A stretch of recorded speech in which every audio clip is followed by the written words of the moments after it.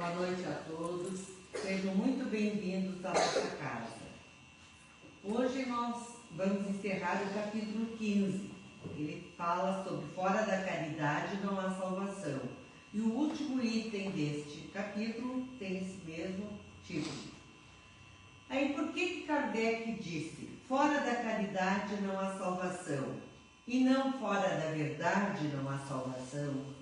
Ou fora da igreja não há salvação, como às vezes a gente escuta por aí. Vamos pensar bem. Se só vão se salvar quem estiver dentro da igreja, ou quem estiver nessa verdade, e o que vai ser dos outros? Se uma mãe tem 2 filhos, um frequenta a igreja, outro não, significa que um vai se salvar e outro não? Aí Deus não seria justo. Então, desde que as pessoas façam o bem, não importa que frequente a igreja ou frequente um centro espírita, um templo, qualquer coisa, a pessoa tem que seguir os mandamentos de Deus, seguir a palavra, aquilo que Deus prega, para se salvar. Tem que fazer o bem. Então diz assim neste capítulo: fora da caridade não há salvação. Consagra o princípio da igualdade perante Deus e da liberdade de consciência. Então, todos nós somos filhos de Deus. Então, existe perante Deus uma igualdade entre todos os seus filhos, pertençam ele a uma religião ou a outra. Tendo-a por norma, todos os homens são irmãos e qualquer que seja a maneira porque adorem o Criador, eles se estendem as mãos e oram uns pelos outros. Então eu posso orar pelo meu irmão, eu sendo de qualquer religião, ou não sendo também, desde que eu tenha o meu pensamento bom. É um convite para nós olharmos para o nosso lado e estender a mão a todos aqueles que se aproximarem de nós, pedindo algum auxílio. Então, o desafio está por trás desta frase. E o estímulo, na realidade, é nós olharmos um para os outros como irmãos, não como um estranho. Então, o princípio da igualdade perante Deus significa que não importa que eu esteja dentro de uma instituição religiosa, de uma igreja, de uma casa espírita ou de um templo evangélico, ou fora de qualquer uma dessas instituições, é possível realizar o bem em qualquer lugar. Todos nós fomos criados à imagem e semelhança de Deus. Não é isso que é dito, que a gente vê desde criança, a gente aprendeu, né, que nós somos a imagem e semelhança de Deus. Se Deus é infinitamente amor, infinitamente bondade, infinitamente justiça, então cada um de nós tem isso dentro de si. Nós temos o amor, nós temos a justiça, nós temos a bondade, nós temos a capacidade de fazer o bem. Ela pode estar adormecida, mas nós podemos trabalhar isso em nós. Nós podemos reacender esta centelha divina que todos nós temos. Qualquer um de nós pode ser justo, pode fazer o bem, depende de uma escolha nossa deixar a luz brilhar. A possibilidade de fazer o bem é igual para todos, não importa onde estejam. Aqui entra o livre-arbítrio, a liberdade de escolher fazer, o qual caminho seguir. E aí eu faço uma pergunta: todos nós podemos fazer o bem? Acredito que todos podemos. Mas será que todos nós queremos fazer o bem? E será que nós queremos fazer o bem em todas as situações? Será que não tem situações que o nosso ego fala mais alto, o nosso egoísmo ou a nossa vaidade, e a gente deixa de fazer o bem que poderia fazer? A lei da justiça diz: a toda ação ocorrerá uma reação. Tudo aquilo que nós fizermos vai ter um efeito, um impacto, vai ter uma consequência. Quando nós começarmos a exercitar a liberdade de escolha entre fazer o bem ou não fazer, ou fazer o mal, sabemos que iremos colher exatamente aquilo que nós plantamos. Eu não posso fazer o bem achando que vou receber o mal. Às vezes até te recebe. Mas um dia o bem volta para a gente. Às vezes não volta daquela pessoa que tu fez o bem, mas por um outro lado alguém vai te ajudar.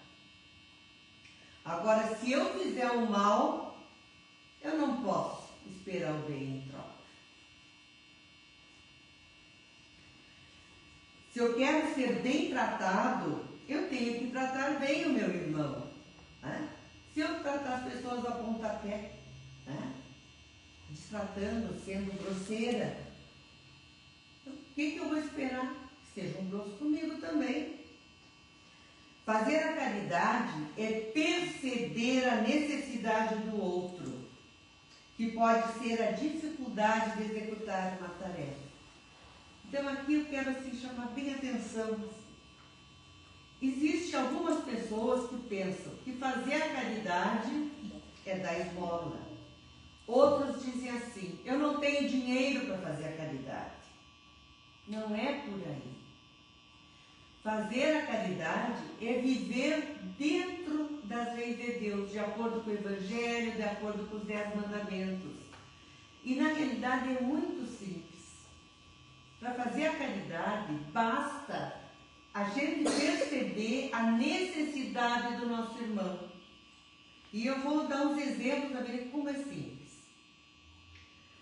Se eu vejo que uma pessoa próxima a mim está com dificuldade de resolver uma questão, pode ser do estudo, do colégio.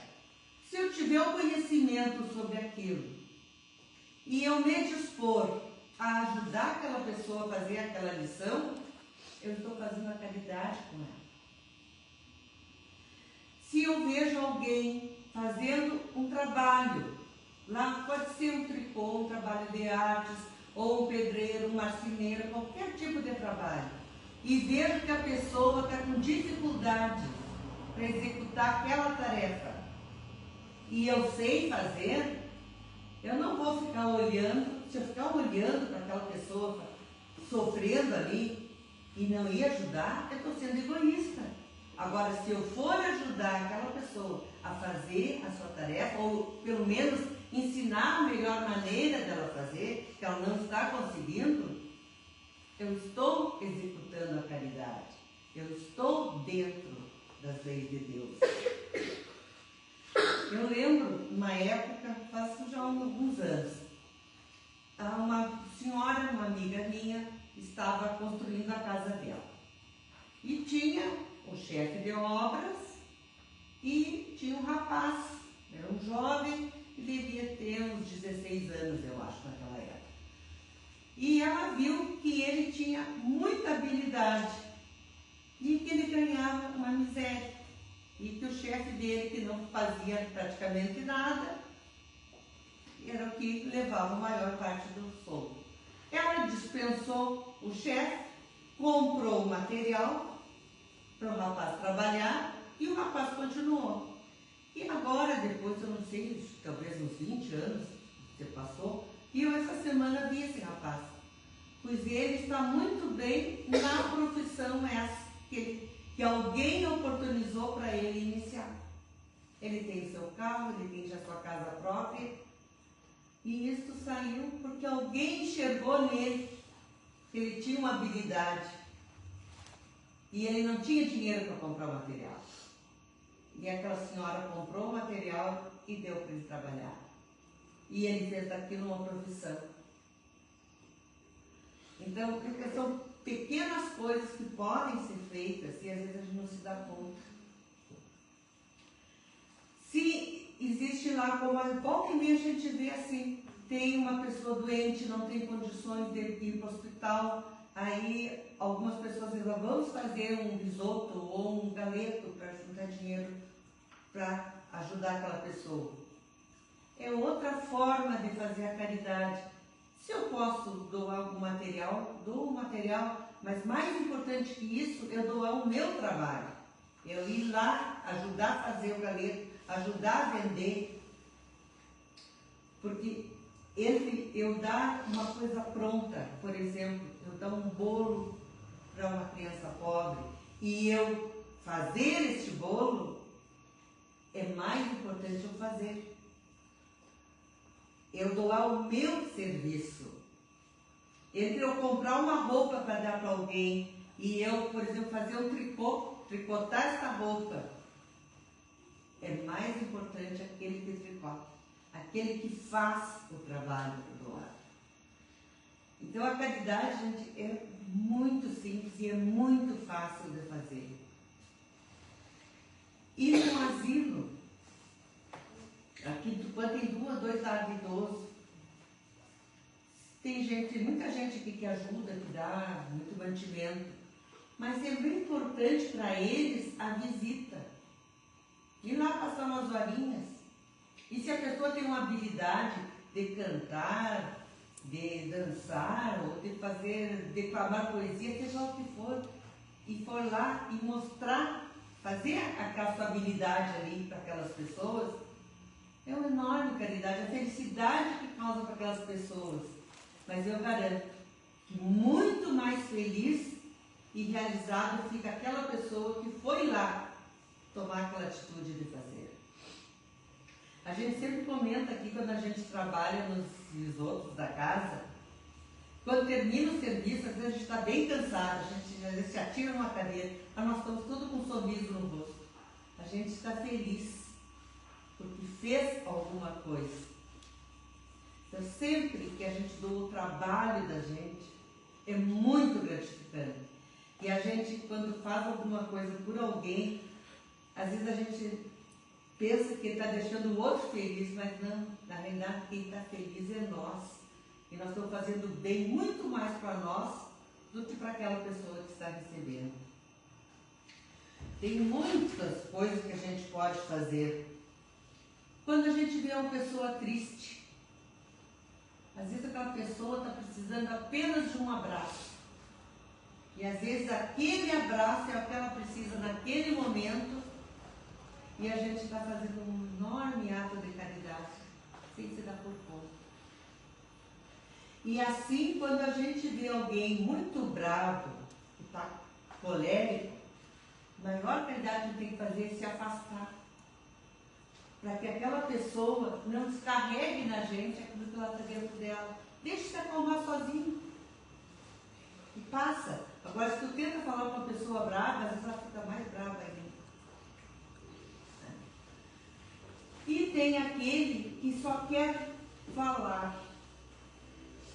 Vocês não encontram essas pessoas que chegam assim e começam a se queixar da vida e dizer que está doente, está isso, está aquilo. Pelo amor de Deus, deixa essa pessoa falar.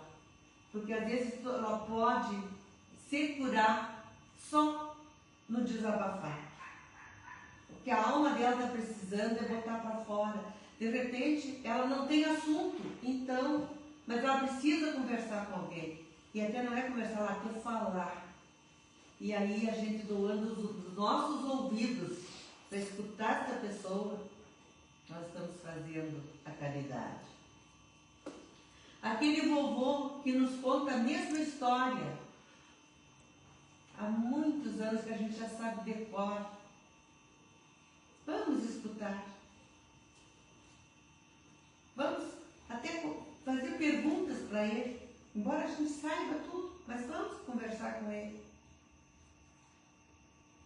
Viu como é fácil fazer a caridade? É tanta coisa que a gente pode fazer. Ajudar em casa. Às vezes a gente vê a mãe da gente, tarefada, chega do trabalho e vai fazer comida. Eu também cheguei cansado, vou sentar e me atirar. Será que custa eu comer e ir lavar o meu prato?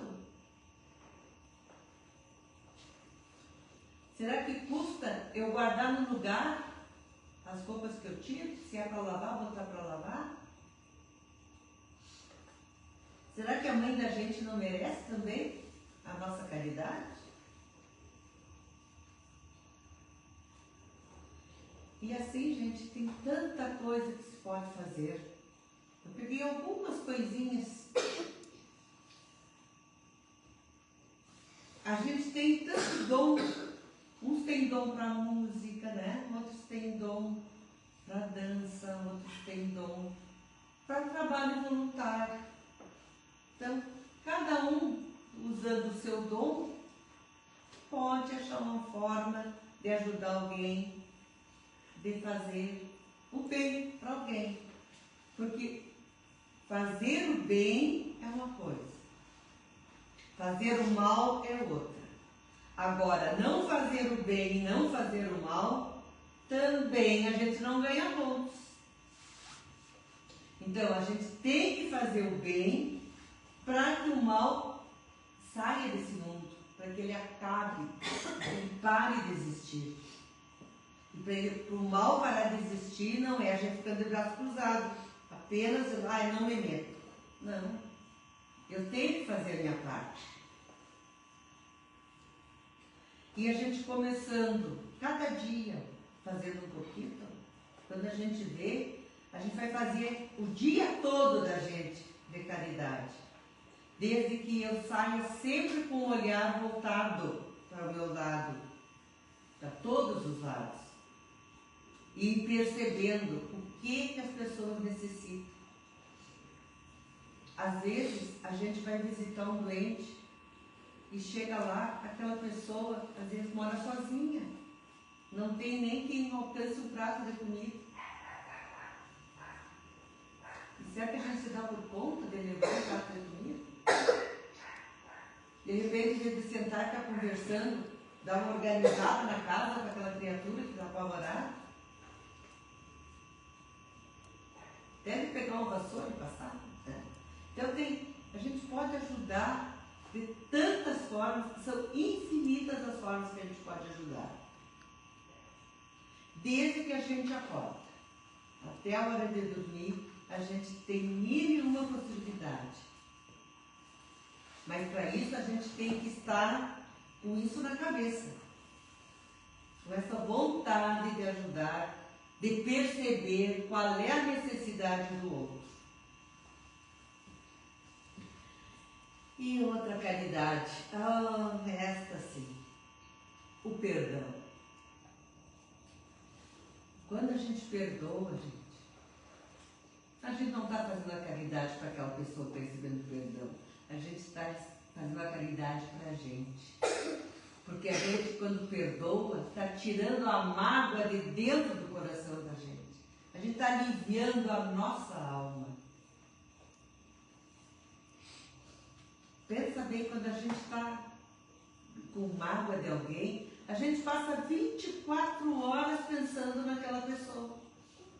A gente deita, dorme, levanta, sonha com aquela pessoa. Para que peso maior? Para que a gente se judiar?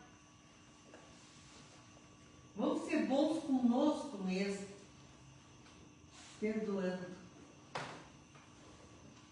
Pelo menos se não, tentando, não precisa assim, se dar com aquela pessoa, abraçar, beijar, fingir. Não, não é isso.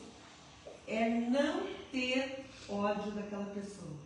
E se conseguir rezar por ela, então é um passo muito grande.